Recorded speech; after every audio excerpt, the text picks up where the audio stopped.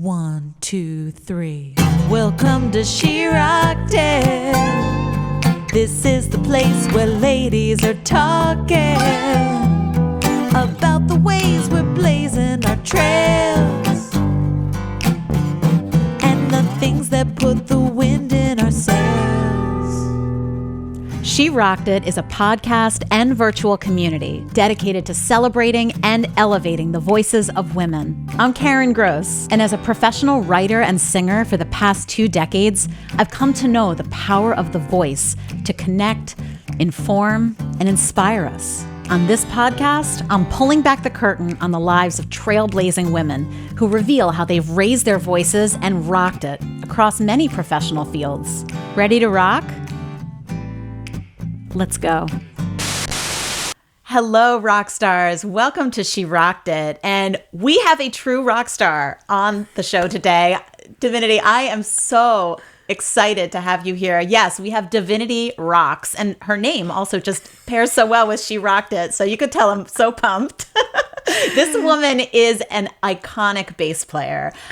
She has, toured with Beyoncé. The Beyoncé. She has so many of her own amazing solo records, including a new one that's fabulous that we're going to talk about in just a moment. But first and foremost, Divinity Roxx, welcome to the She Rocked It podcast. Thanks so much for being here. Thank you for having me. This is exciting.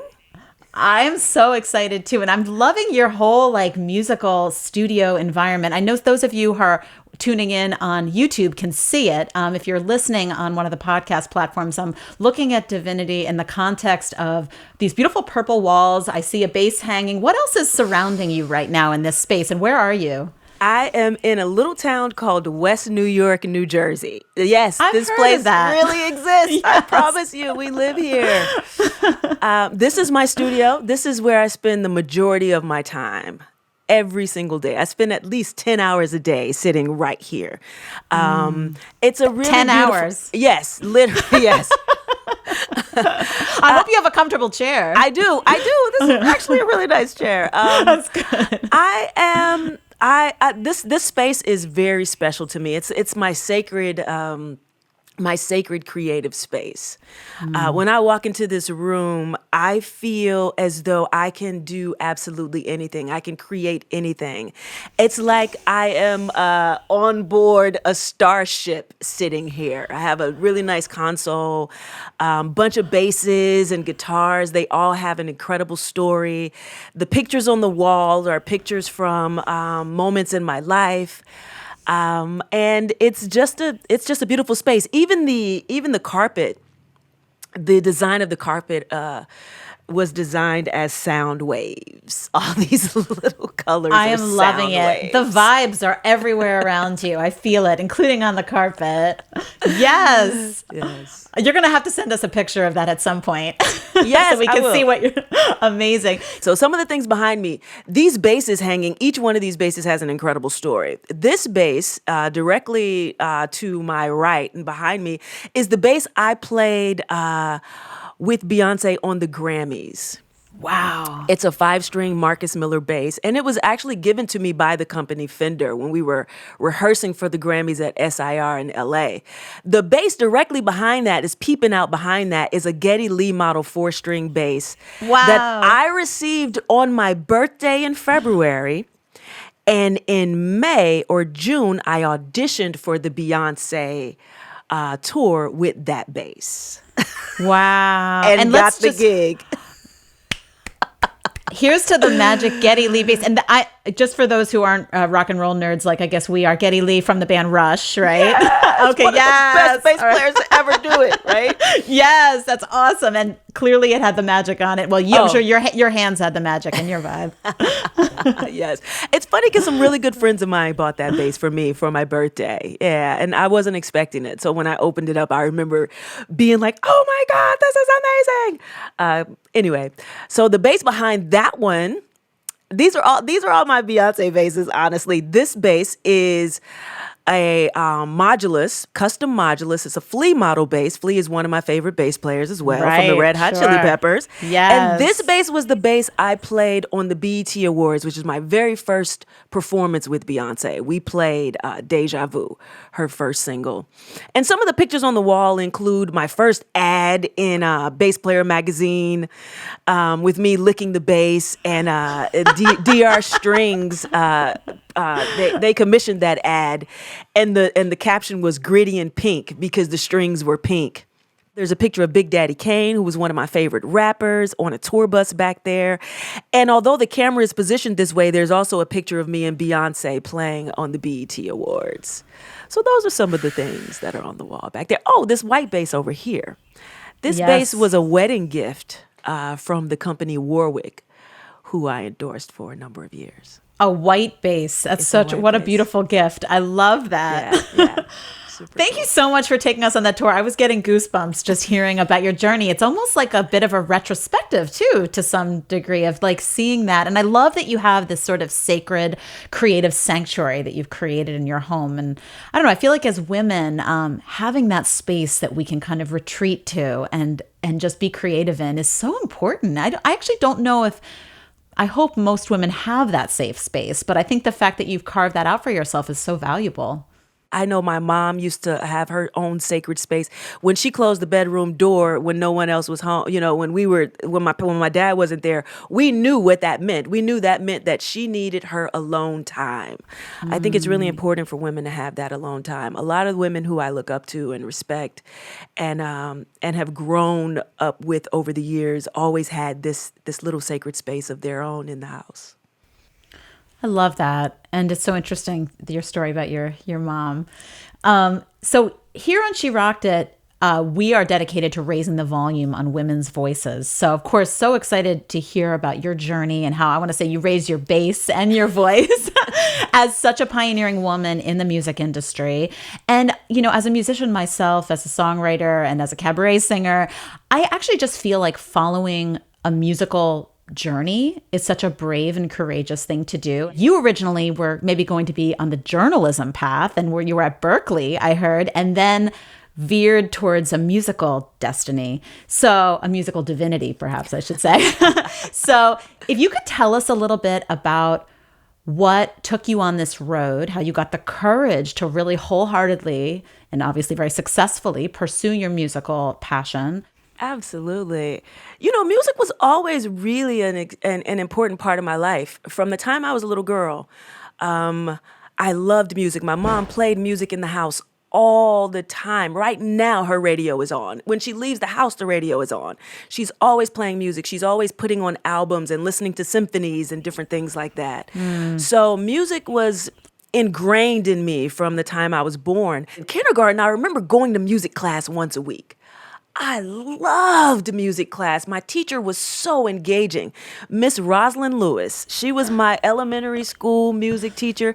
And in like 45 minutes, she would teach us a full song from beginning to end while she played the piano. And I almost felt like she would determine the mood of the room and base her song that she was going to teach us off of the mood in the room. We go through ups and downs. When she felt that everybody was feeling a little bit antsy and sad, she might make us sing a beautiful upbeat song. She infused some gospel songs. I mean, she was just, I looked forward to music class.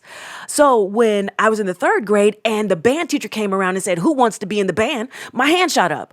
And then Rosalind Lewis came around and said, "Who wants to be in the chorus?" and my hand shot up because I wanted to be able to express myself musically.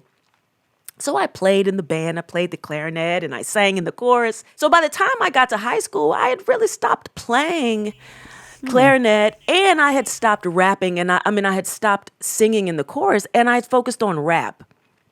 Rap music just took my heart away.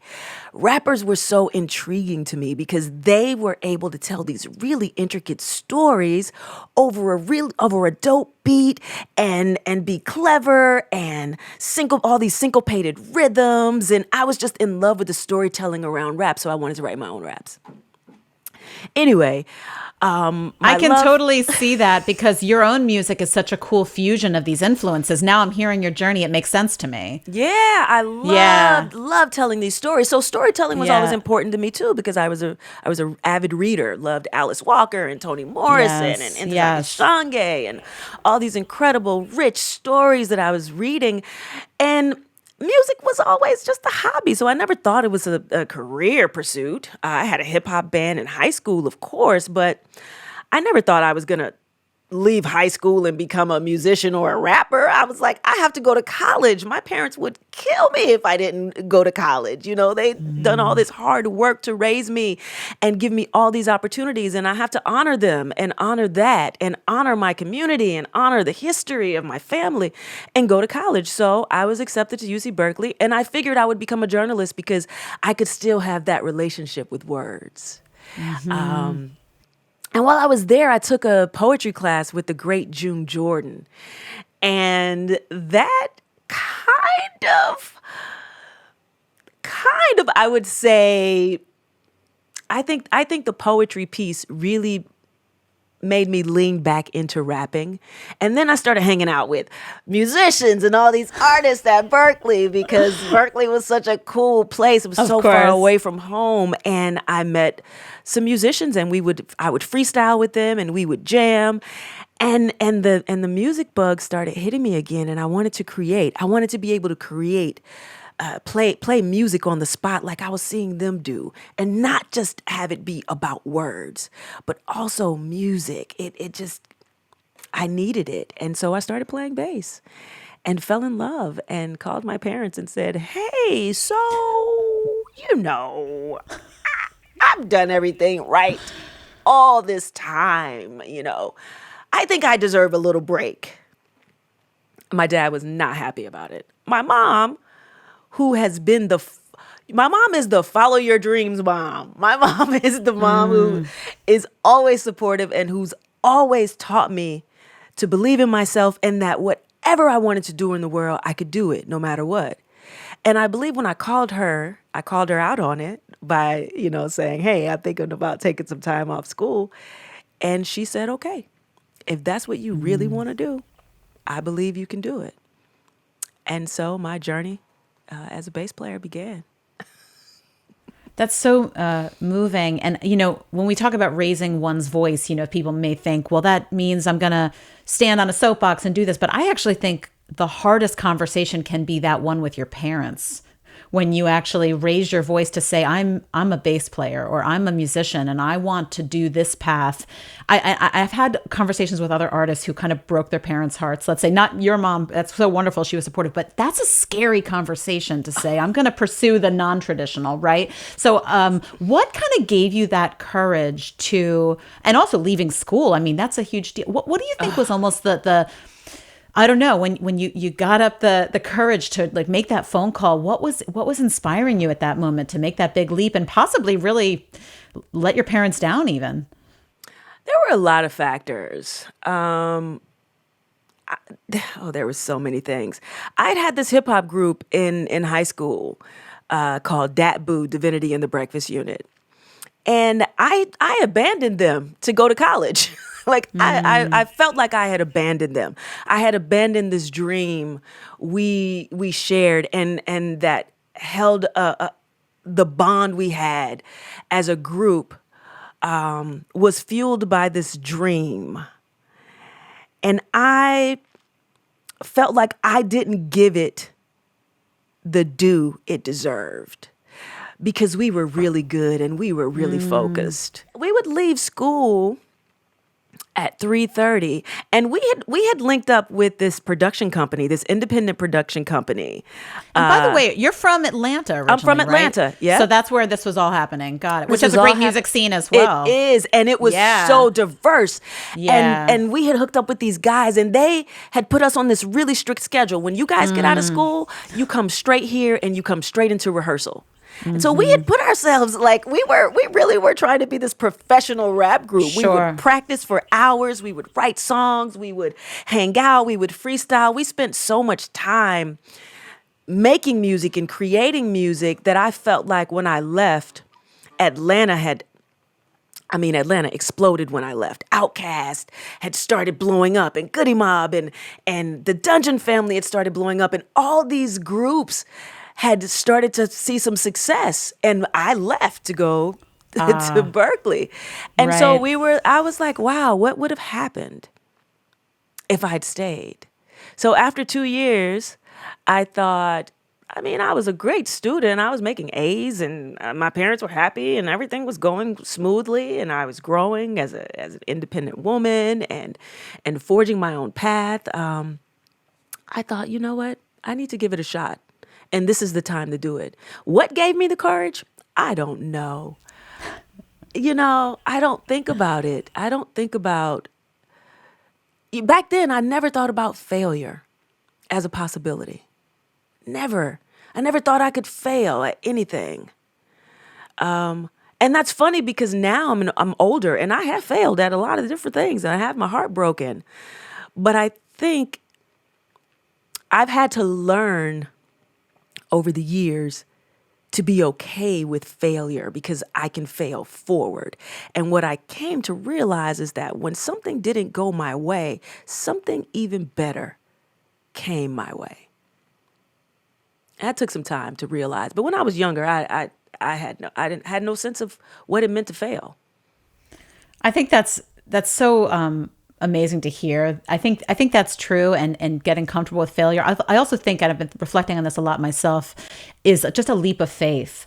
Kind of leaping into the unknown, and like you said, hopefully land on something soft, but take what comes.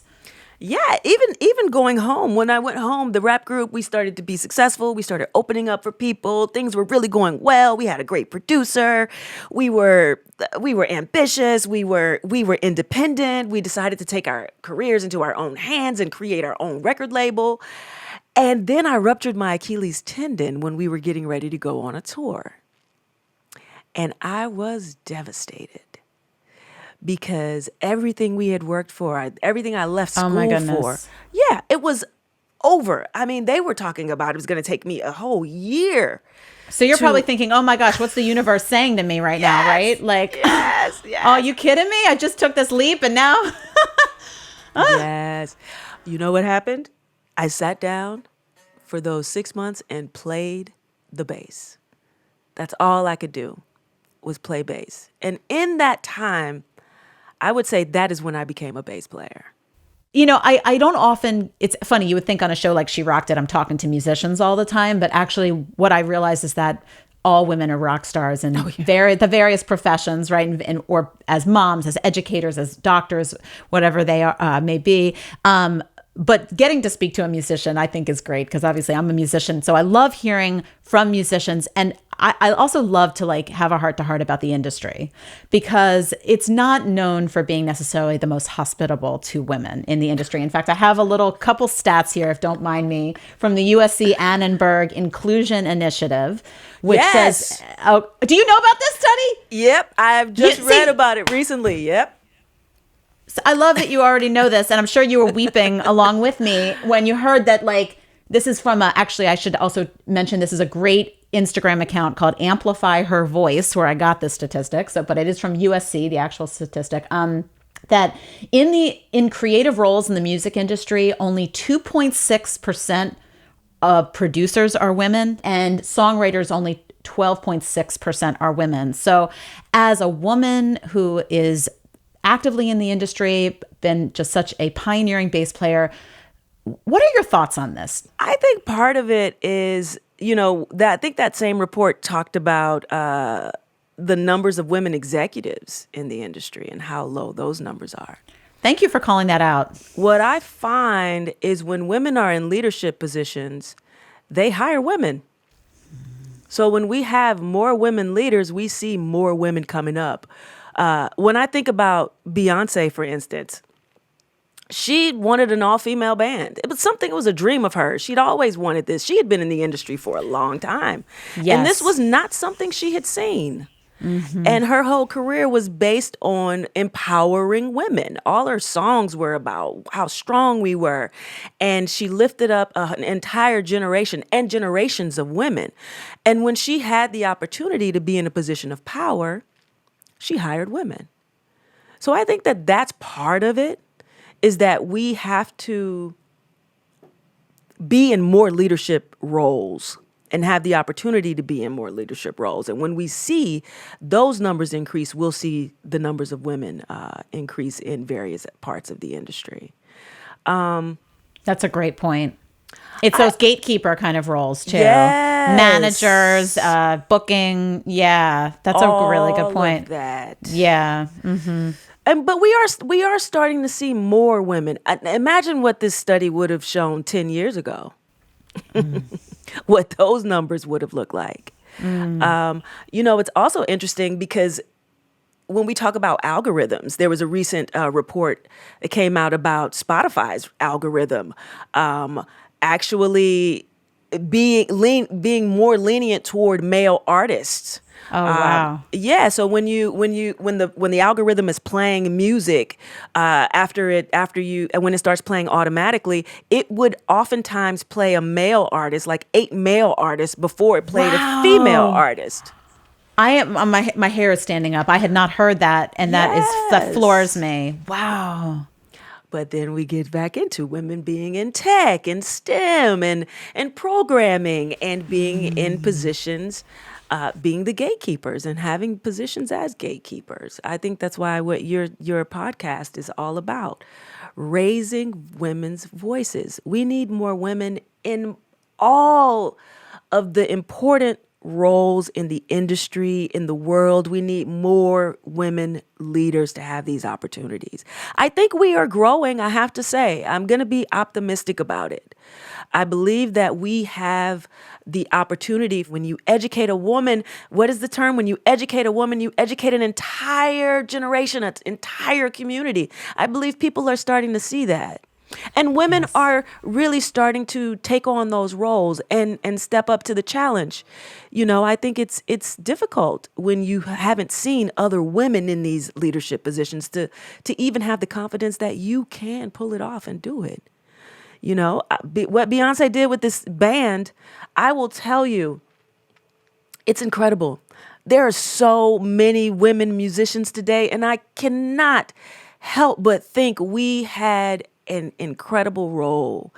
We played an incredible part in making that happen. When I talk to girls and women, young women who say, man, when I was 7, it gives me chills to even say this. And I looked up on the stage and I said, oh my God, there's only women on the stage. There's women playing instruments. I can do that. And I'm going to do that. Too.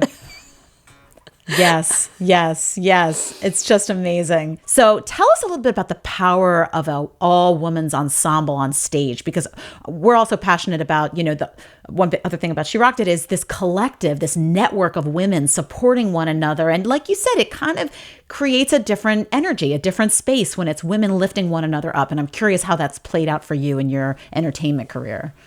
It's been amazing to study and be supported and support other women on the bandstand. There's just something about having, for instance, a female drummer. When we play together, oh my goodness, we want the world to feel that beat.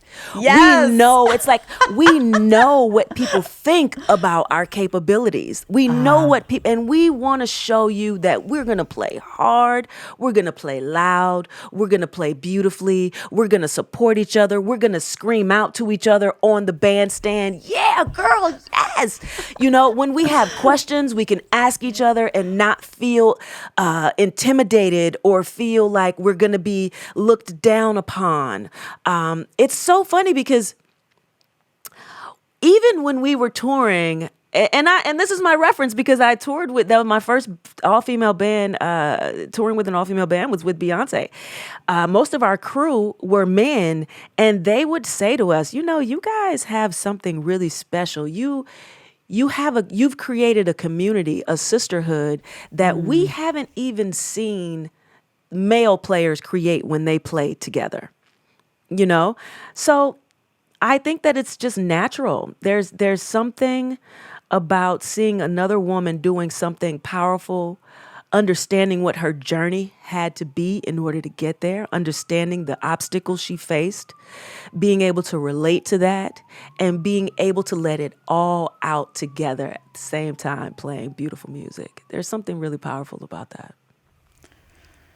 Amen. Wow, I can feel that sisterhood as you're recalling it and bringing it to life for us here. It's so exciting and dynamic, and I know in terms of how you kind of catapulted to the next level as you were rising through your career, Victor Wooten got I want to say discovered you. Would that be fair to say at a bass playing camp? Tell us about kind of his mentorship as well. Oh my God, I can't say enough about Victor. I mean, first of all, he's just an incredible human being. It's funny thinking back on when I met Vic. I went to his very first bass camp, and this was out of me sitting at home practicing every day. I discovered him through a friend of mine, and when I heard Vic play, I just thought to myself, "Oh my God, I'm never going to be able to play like that." I have to know this guy. I have to know him. I have to see him. I need to go and be in front of him. I need to just be in his presence and learn from him. So when the bass camp opportunity came about, I jumped on it immediately. And just for context, how old were you roughly when you went to that? And were you like in college at that point? Yeah. 24, I think. No, I had dropped out. I had left Berkeley. It was in the year 2000, I think. Yeah. And I just needed to learn from him because he was so good. And he was singing, rapping, and playing bass at the same time. And this was something that I was very curious about incorporating into my own artistry, right? So I picked up the bass. I was a rapper. I needed to put those two things together. So this was something I was starting to work on. And he was somebody who I identified as being able to do all of those things. And he had this really incredible independent career. And I had come out of this independent hip hop group. So I had that independent spirit, and I wanted to own myself and my career. So I went to Vic's camp and I played bass and rapped. I asked him if I could rap and play bass, and we had to introduce ourselves by rapping and by playing bass. And I wasn't really confident in my bass playing skills, but I knew I could rap and hold the groove. So I stood there and I was like, it's the D-I, the V-I, the N-I, the T-Y. You want to B-I, baby, you can't see I, D-I, V-I-N-I-T-Y. Everybody say, ow. And like, I stood there and pretended. You know how they say you fake it till you make it? I pretended to be confident, and I pretended that I was who I wanted to be in my mind. And Vic called me after the camp and asked if I would go on tour with him. So tell me about, the evolution of your own creative voice and muse as you continue to walk your path. Wow. You know, I believe the basis of it all was hip hop music in a sense, and soul music. When I think about the music I grew up listening to, it was always empowering and encouraging and inspiring. And so that informed what I wanted to put out into the world, because I also experienced other types of music that wasn't so inspiring and empowering, that was almost sometimes degrading and hurtful. And, you know, I'm the oldest granddaughter. I'm the oldest of three.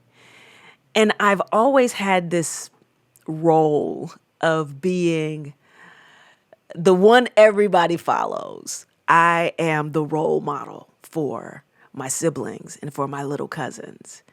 And I'll never forget my grandfather saying to me a long time ago, whatever you do is what they'll do. However you are is how they'll be. So you have to be very conscious about what you're doing in the world, who you are in the world, because they're depending on it. I've made a lot of mistakes. I still make mistakes. I still sometimes, you got to have that yin and yang, the positive and the negative. I just try my hardest to stay in the light. So I think that that's what informs my creativity. Being in the light, staying in the light. Before every show, I pray that God moves through me. And I think that informs who I want to be in the world.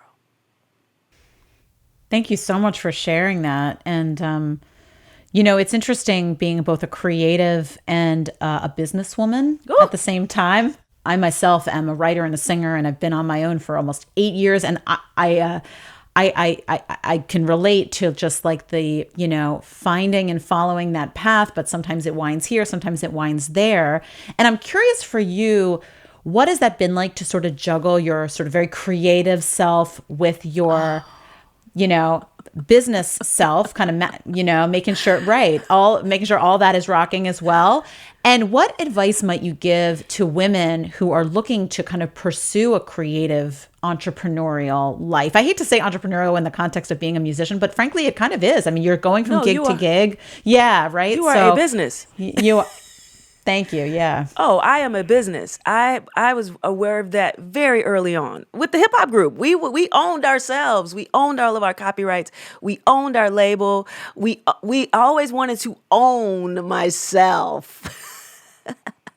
Yes. And I recently started thinking that may be because I am a descendant of people who did not own themselves. They didn't own their ideas. They didn't own their children. They didn't own their space in the world. They didn't have a space of ownership. And so ownership is so important to me. Owning my creativity, owning my copyrights, owning my publishing. You got to think about all of that stuff. I think about myself as a business. Yes, I am an artist. I am a creative. But I am very much a business woman. It's tough being a creative and an entrepreneur because some days I just want to sit here and play bass and write and be my creative la la la la la self and dance around here and play my beats and hone my skills but I have to send emails and I have to do some accounting and I totally feel this. Yes. Oh gosh, yes. Yeah. And I have to read these contracts and understand what's in these contracts, and I have to have meetings and I have to strategize and I have to think about the future, and I have to think about myself 10 years from now. What I'm doing now is going to really affect what I'm doing in 10 years. And I have to set that up right now. Because I know how difficult it is to be a woman in this industry. We have to learn how to sustain ourselves as creative people. There's an art to that. There's an art to that. And then if we don't have that, make sure you have the right people around you who love you and who want the best for you and who recognize what they need to do to help guide you to have a life when you can no longer stand on stage and play. Because that time comes for all of us. Amen. This is such great wisdom for, I think, anyone to hear, whatever their creative path. Whether you're a photographer starting that kind of business, a graphic designer, we like to be in our creative bubbles, but we do have to keep our eye on our business as well. While you're rocking on these amazing nuggets of wisdom and inspiration, if possible, this is usually our last question, but we are going to have, friends, a very special treat, a musical performance. Divinity's been sitting here, if you can't actually see her, she's been sitting here with this gorgeous bass on her lap. So we're going to let her use it in about 20 seconds. But before that, if you could leave us with one tip for we women to rock it in the ways that you have, rocking it in our careers and our callings, what's maybe one tip that you would like to leave with us? Don't ask for permission. Just don't. Go for it. Do it. That's all. That's all. Don't ask for permission. Period. There was a period on that. I love that. We've got something really special coming at you, a live exclusive performance of her latest single, Ready, Set, Go. Divinity, take it away.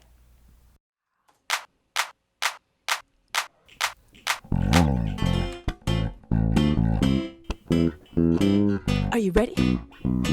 Are you ready? I'm ready. Hey, ready, set, go. It's a brand new day, and I'm feeling good, y'all feeling good. Let's get on our way. Put that pep in your step, put that pride in your stride, put that smile on your face, that twinkle in your eye. Oh yeah, I'm ready. I'm ready, I'm in a great mood. Got the right attitude, everything I need for school. You ready? I'm ready. Yeah, well, let's get going. There's so much for you to learn, so let's go get that mind growing. You ready? I'm ready. Yeah. Ready, set, go. Ready, set, go. Ready, set, go. You ready? I'm ready. Yeah, oh yeah. Ready, set, go. Ready, set, go. Ready, set, go. Maybe the sun is shining or the sky is full of clouds and the rain is coming down, but we're ready to go right now. Gotta keep it moving, there's so much more to do, and as long as we're doing it, nothing can stop this groove. Keep moving, grooving, growing, loving, laughing, living, learning. Go ahead, put your hands in the air and dance all around like you just don't care. I'm happy, hey, got everything that I need prepared, ready, steady, 1, 2, 3, let's go, follow me. You ready? I'm ready. Yeah, oh yeah, ready, set, go. Ready, set, go. Ready, set, go. You ready? I'm ready. Yeah, oh yeah, ready, set, go. Ready, set, go. Ready, set, go. Somebody just clap your hands, stomp your feet. Clap your hands, stomp your feet. You gotta clap your hands so you can stomp your feet. Just move to the beat. Hey, clap your hands and you can stomp your feet. Clap your hands and stomp your feet. Are you ready? Move to the beat. Go. You ready? I'm ready. Hey, ready, set, go. Ready, set, go. Ready, set, go. You ready? I'm ready. Yeah. Ready, set, go. Ready, set, go. Ready, set, go. So whenever you need a pick me up, just listen to Ready, Set, Go. Oh my gosh. I just had a dance party over here listening to that. Oh my gosh. Yes. That was a She Rocked It exclusive remote but kind of in studio performance by the one and only Divinity Roxx. Divinity, first of all, I know that's on a new album that's technically a children's album, but yes. I'm sorry, that is for grown-ups because that is my new hype song. Yes. I love it. I love it.